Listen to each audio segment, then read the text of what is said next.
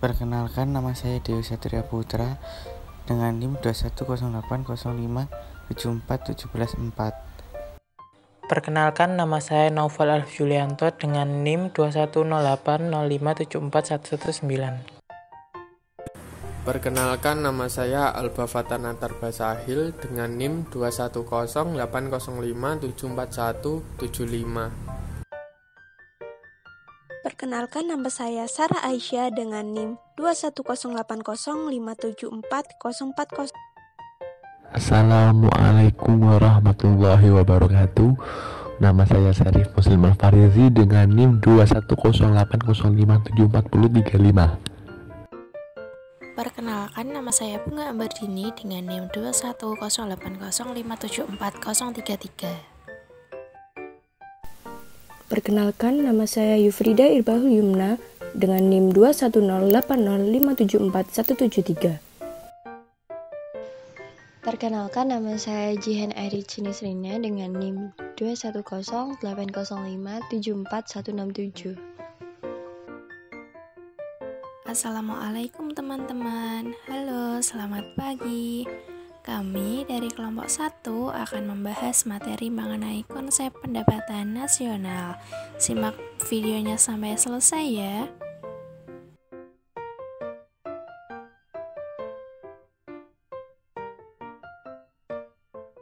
Materi-materi yang akan kami bahas pada pagi hari ini yaitu yang pertama mengenai pengertian pendapatan nasional, yang kedua pendekatan perhitungan pendapatan nasional, selanjutnya sifat perhitungan pendapatan nasional, manfaat perhitungan pendapatan nasional, pengertian GDP dan GNP, konsep NNP, NNI, PI, DI, perhitungan NNP, NNI, PI, DI, GDP real dan GDP nominal, GDP deflator, pengertian pendapatan per kapita, perhitungan pendapatan per kapita, pendapatan nasional Indonesia, struktur perekonomian Indonesia. Sebelumnya, teman-teman tahu nggak sih apa itu pendapatan nasional?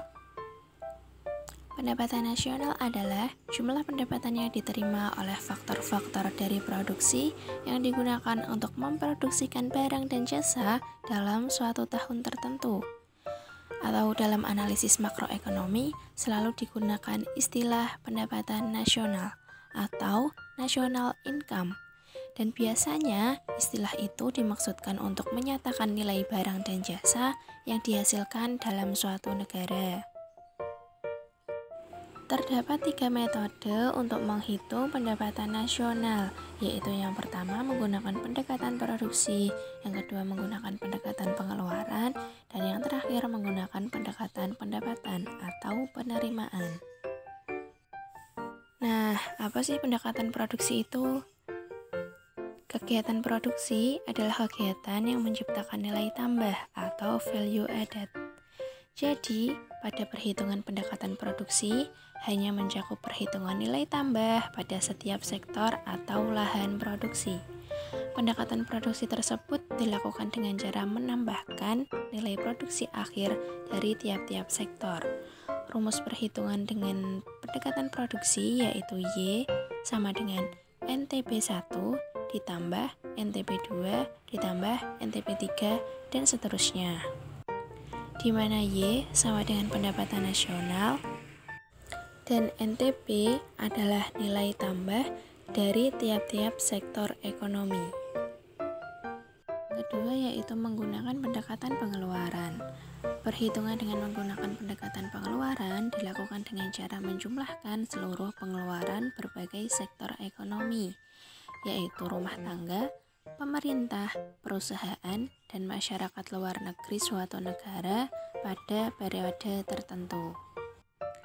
Rumusnya adalah Y sama dengan C plus I plus G plus X min M, di mana Y sama dengan pendapatan nasional, C sama dengan pengeluaran konsumsi rumah tangga konsumen, I sama dengan pengeluaran investasi rumah tangga produsen, G pengeluaran pemerintah dari rumah tangga, X sama dengan ekspor, M sama dengan impor.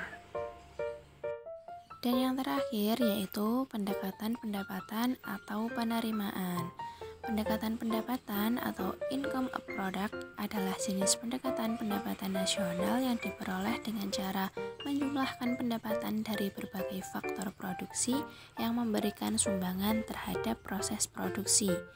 Rumusnya yaitu Y sama dengan R plus W plus I plus P, di mana Y yaitu pendapatan nasional, R sama dengan sewa, W sama dengan upah, I sama dengan bunga, dan P sama dengan laba atau untung. Contoh perhitungan pendapatan nasional, yaitu yang pertama menggunakan pendekatan produksi. Misalnya pada jenis barang kapas seharga 6.000, jumlah barang 30.000. Pada barang benang harga 8.000, jumlah barang 25.000. Pada jenis barang kain, harganya 13.000, jumlah barang 15.000. Jenis barang baju, harga barang 25.000 dan jumlah barang 10.000. Maka tentukan jumlah pendapatan nasionalnya. Cara menjawabnya yaitu kita harus mencari nilai tambah terlebih dahulu. Nilai tambah didapat dari harga barang kedua dikurangi harga barang pertama, dan seterusnya. Jumlah pendapatan diperoleh dari nilai tambah dikalikan jumlah barang, sehingga pada barang kapas nilai tambahnya 6.000 dikalikan 30.000 sama dengan 180 juta rupiah, sampai seterusnya, sehingga Y sama dengan 180 juta rupiah ditambah 50 juta rupiah ditambah 75 juta rupiah ditambah 120 juta rupiah sama dengan 425 juta rupiah. Jadi pendapatan nasionalnya yaitu sebesar 425 juta rupiah. Yang kedua yaitu pendekatan pengeluaran. Suatu negara mempunyai pendapatan nasional sebagai berikut. Konsumsi masyarakat sejumlah 80 juta rupiah, pendapatan laba usaha sejumlah 40 juta rupiah, pengeluaran negara sejumlah 250 juta rupiah, pendapatan sewa senilai 25 juta rupiah, pengeluaran investasi sebesar 75 juta rupiah, ekspor sebesar 50 juta rupiah, impor 35 juta rupiah. Dari data di atas, hitunglah pendapatan nasional dengan menggunakan pendekatan pengeluaran. Cara menjawabnya yaitu menggunakan rumus Y sama dengan C plus I plus G plus X min M, di mana Y sebesar 80 juta rupiah ditambah 75 juta rupiah ditambah 250 juta rupiah ditambah 50 juta rupiah dikurangi 35 juta rupiah, sehingga Y sama dengan 405 juta rupiah ditambah 15 juta rupiah. Jadi jumlah pendapatan nasional dengan menggunakan pendekatan pengeluaran adalah 420 juta rupiah. Dan yang terakhir yaitu contoh perhitungan menggunakan metode pendekatan pendapatan atau penerimaan. Misalnya pada contoh pendapatan yang diperoleh masyarakat dalam suatu perekonomian sebagai berikut. Upah dan gaji senilai 15 juta rupiah, sewa tanah senilai 9.250.000 rupiah, konsumsi senilai 18 juta rupiah, pengeluaran pemerintah sebesar 14 juta rupiah, bunga modal senilai 3.500.000 rupiah, keuntungan senilai 12 juta rupiah, investasi senilai 4.500.000 rupiah, ekspor senilai 12.500.000 dan impor senilai 7.250.000 rupiah. Selanjutnya tentukan pendapatan nasional pendekatan pendapatan, yaitu Y sama dengan R plus W plus I plus P, sehingga Y sama dengan 9.250.000 plus 15 juta rupiah plus 3.500.000 rupiah ditambah 12 juta rupiah. Sehingga hasilnya Y sama dengan Rp39.750.000. Jadi, perkiraan nilai pendapatan nasional dengan menggunakan pendekatan pendapatan adalah Rp39.750.000. Sifat perhitungan pendapatan nasional. Pencatatan laporan keuangan yang baik, tepat, dan terperinci akan sangat membantu memudahkan penghitungan pendapatan nasional dengan hasil yang akurat. Hasil perhitungan yang akurat tentu akan menjadi informasi yang bermanfaat baik bagi pemerintah dan semua pihak yang membutuhkan seperti pengusaha, investor, dan lainnya. Dengan demikian, upaya mewujudkan kesejahteraan masyarakat melalui perekonomian yang senantiasa bertumbuh dan berkembang oleh pemerintah mendapat dukungan dari segenap elemen masyarakat. Apa sih manfaat perhitungan pendapatan nasional? Jadi, perhitungan pendapatan nasional bermanfaat sebagai sarana untuk mendapatkan informasi tentang tingkat kemakmuran sebuah negara, membantu pada proses evaluasi kinerja perekonomian dalam skala tertentu, kemudahan di dalam membandingkan kinerja ekonomi dari tiap-tiap sektor sebagai ukuran kualitas hidup masyarakat sebuah negara, sebagai ukuran perbandingan kinerja tiap-tiap negara, sebagai alat ukur perbandingan kualitas standar hidup sebuah negara, sebagai indikator serta juga perbandingan tingkat pertumbuhan ekonomi dari waktu ke waktu, dan sebagai indikator serta juga perbandingan pertumbuhan ekonomi dan juga kekayaan suatu negara. Untuk belajar menghitung pendapatan nasional, kita harus mengenal beberapa konsep dalam pendapatan nasional.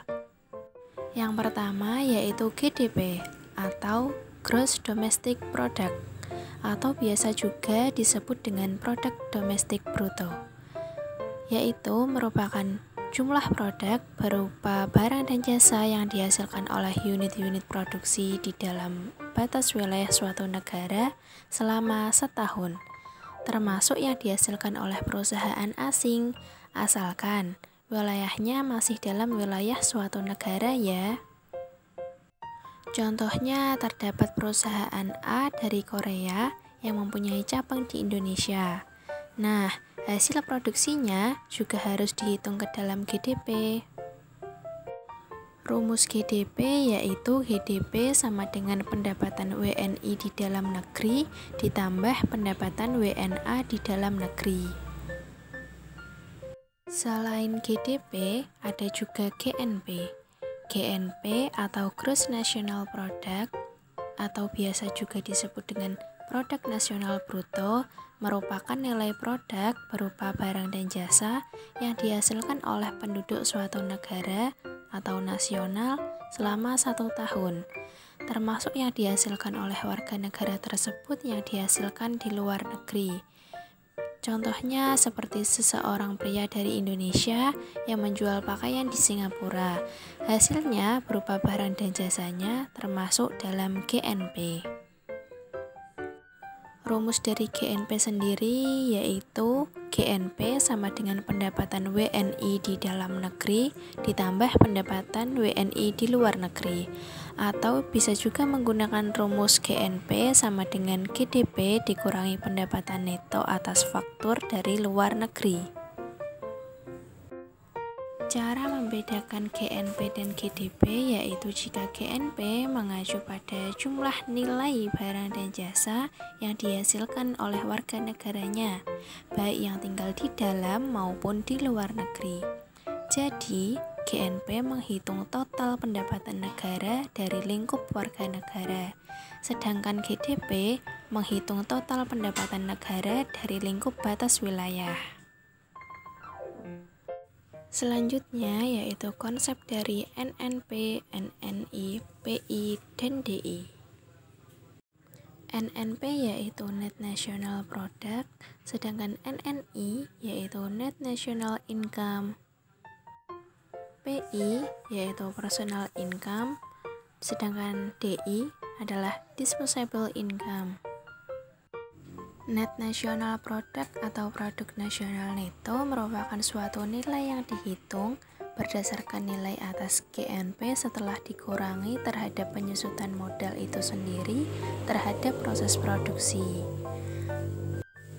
Nilai NNP atau PNN digunakan untuk melihat laba yang diperoleh dari suatu proses produksi. Persamaan yang dapat digunakan untuk menghitung NNP atau PNN adalah sebagai berikut.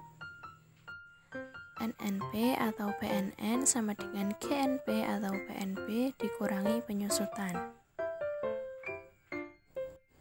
Net National Income atau pendapatan nasional neto merupakan suatu pendapatan yang dihitung berdasarkan besar nilai berdasarkan jumlah balas jasa yang diterima oleh warga negara sebagai pemilik faktor produksi.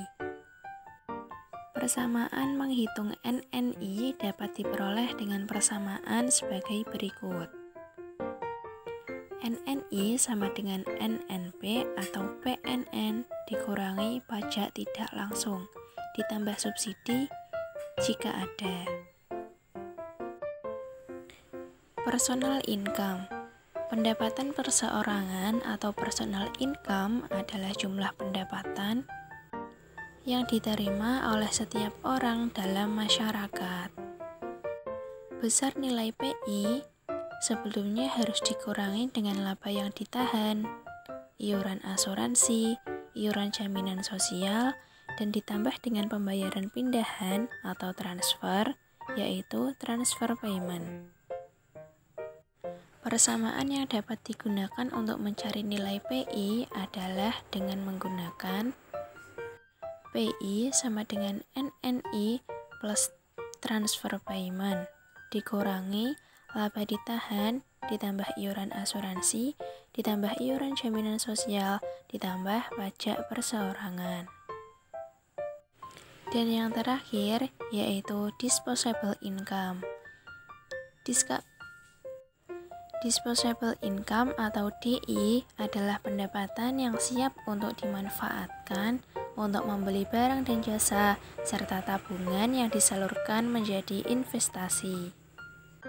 Besar nilai dari DI perlu untuk dikurangi pajak langsung, yaitu pajak yang bebannya tidak dapat dialihkan kepada orang lain. Persamaan untuk mencari DI adalah sebagai berikut.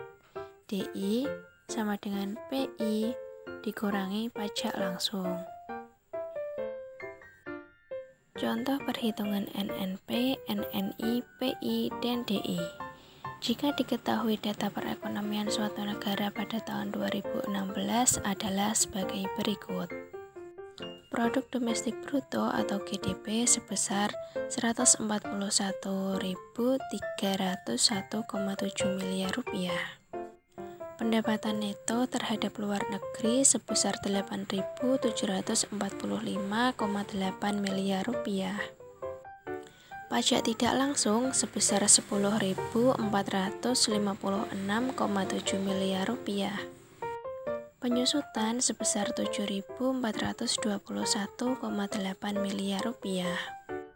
Iuran asuransi sebesar 4,0 miliar. Laba yang ditahan sebesar 7,5 miliar, transfer payment sebesar 8,0 miliar, pajak langsung sebesar 15,0 miliar rupiah. Maka tentukan besarnya GNP, NNP, NNI, PI, dan DI.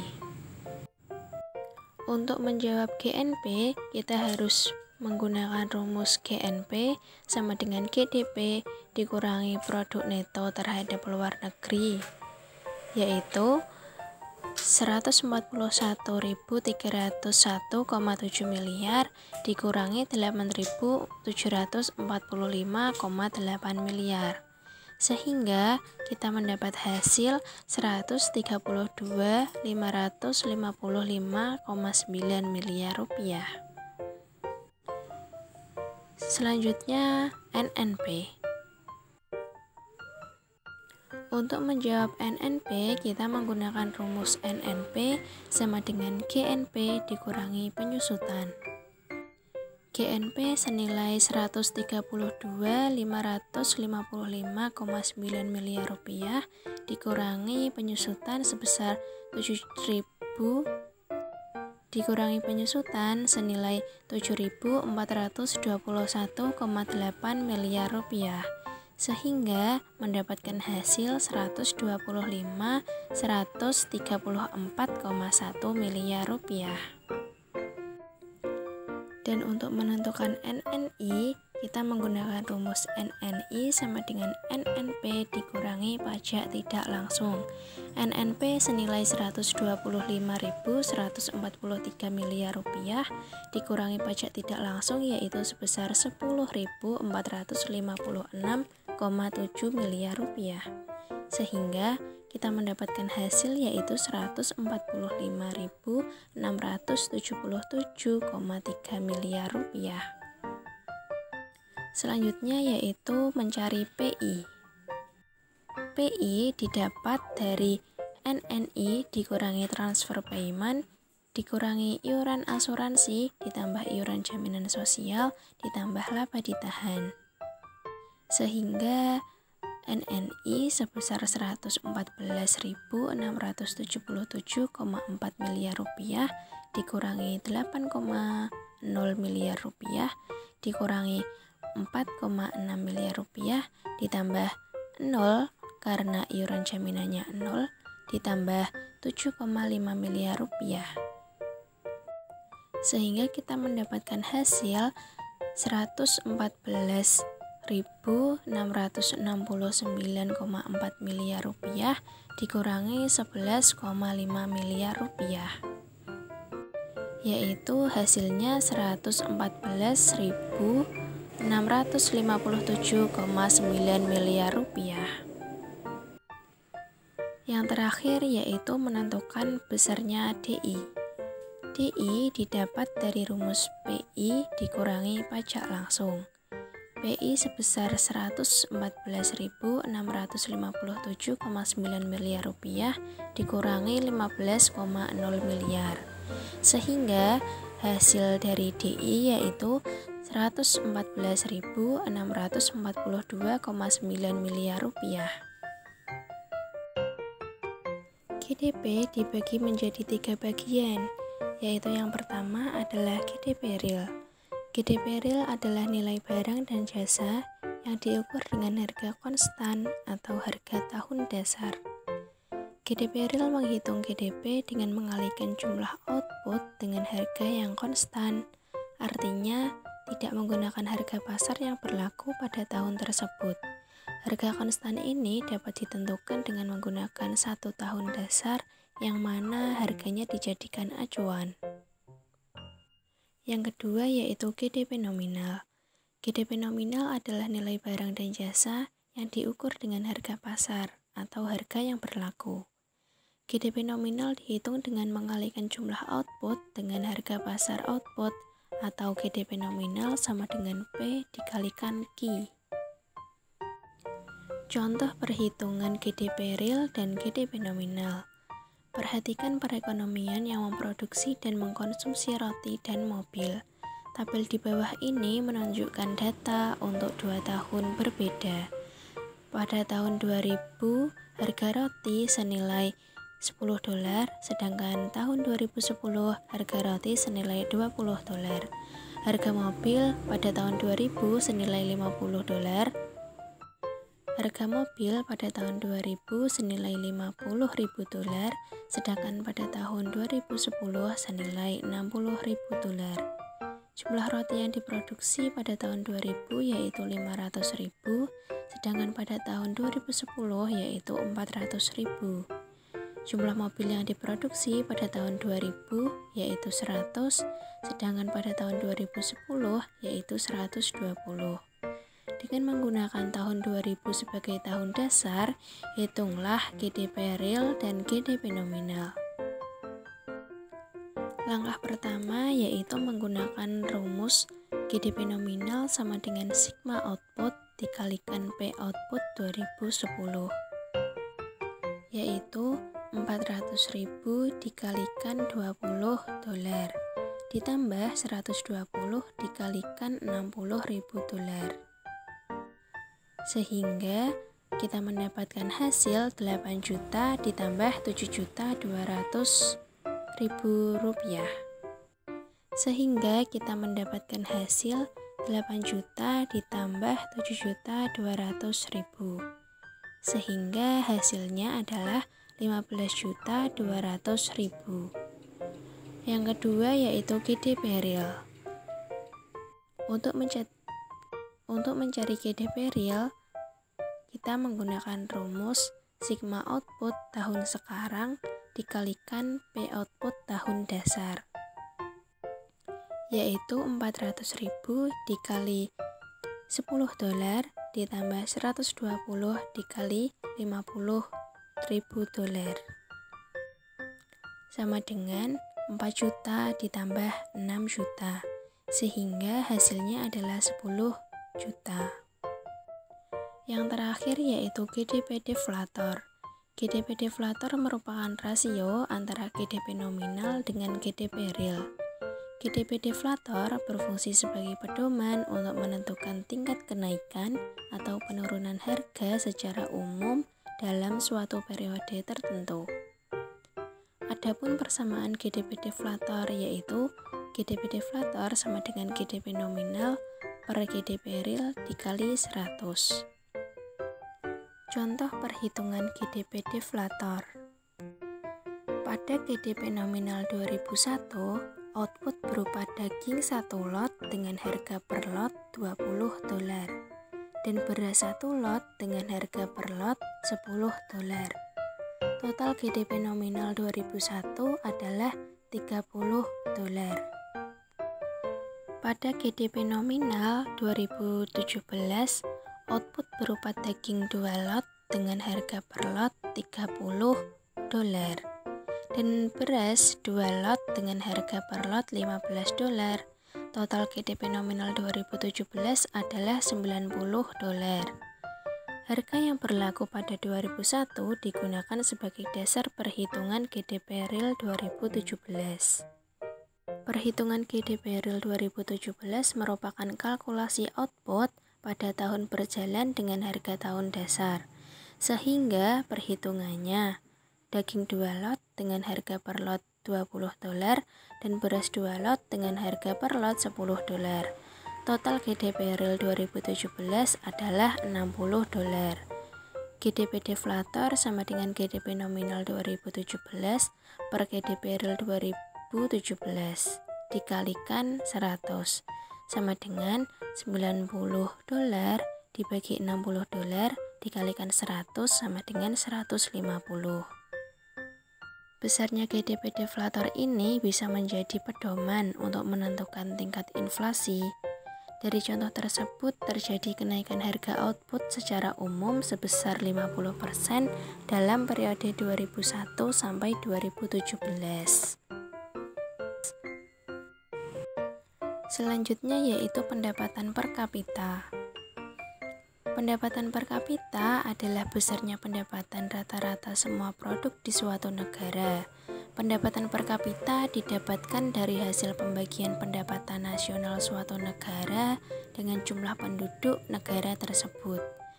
Di Indonesia, pendapatan ini juga disebut dengan istilah produk domestik bruto atau PDB per kapita.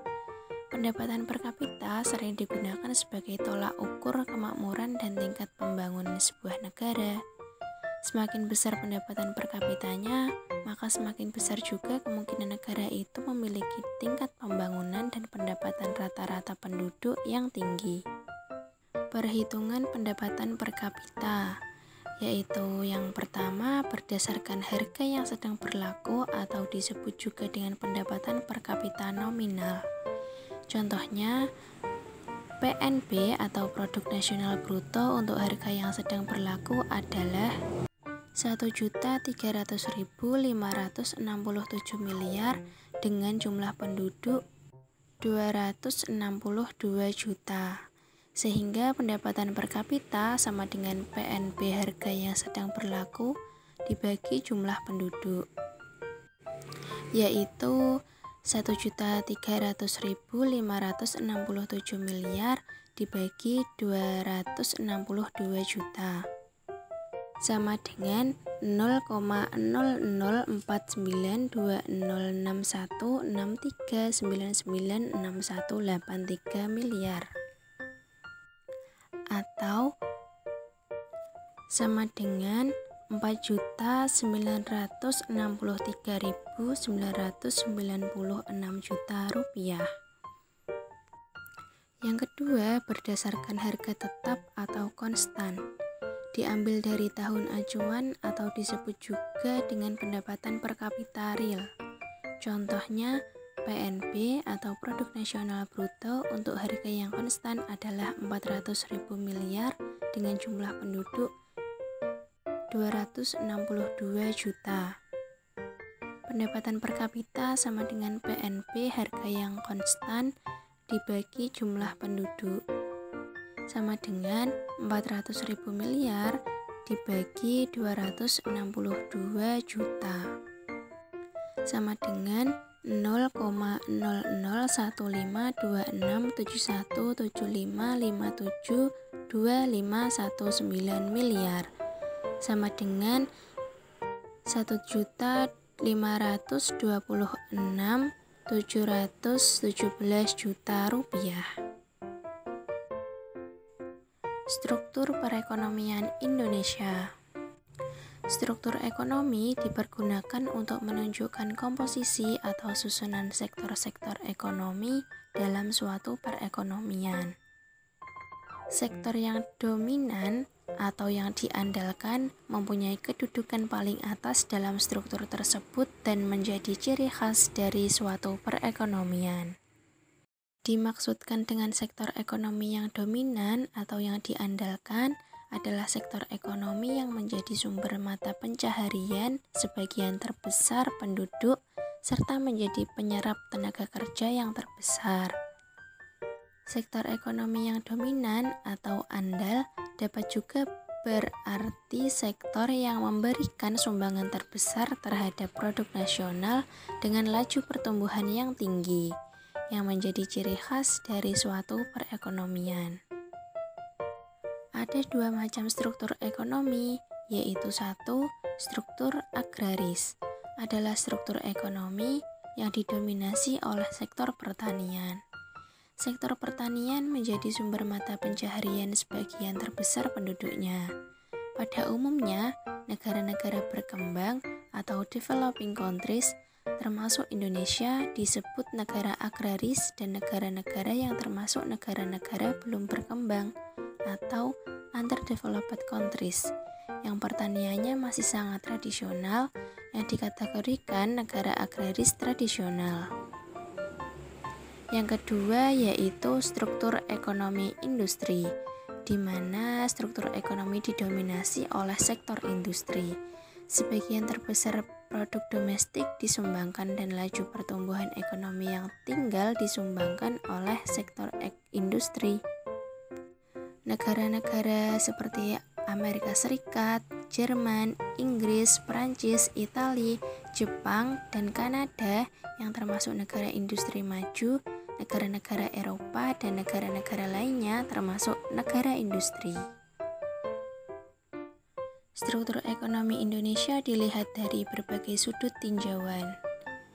Struktur ekonomi sebuah negara dapat dilihat dari berbagai sudut tinjauan.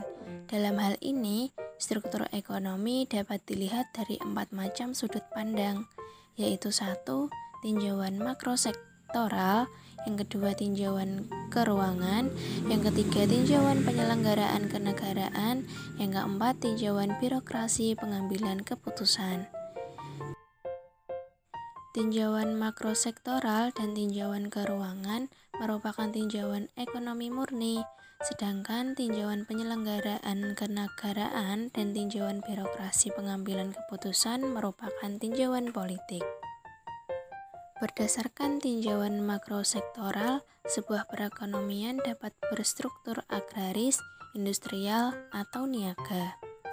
Berdasarkan tinjauan keuangan, perekonomian dapat dinyatakan berstruktur kedesaan atau tradisional dan berstruktur kekotaan atau modern.